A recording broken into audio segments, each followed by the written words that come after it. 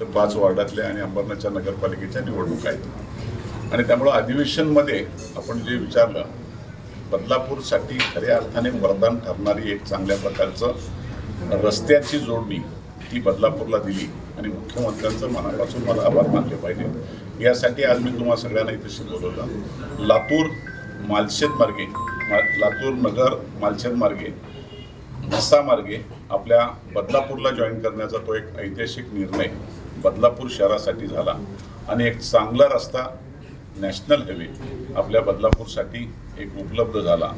मुंबईला जाण्यासाठी जो वडोदरा एक्सप्रेस आहे त्या ठिकाणी जंक्शन तयार होते, त्या जंक्शनला त्यालाही जोडलं जाईल आणि या भागातला संपूर्ण रस्त्यांनी जाळं तयार झाल्यामुळं पुण्याच्या धर्तीवर बदलापूर भविष्यामध्ये वाढत जाईल आणि बदलापूरला खऱ्या अर्थाने वरदान ठरेल।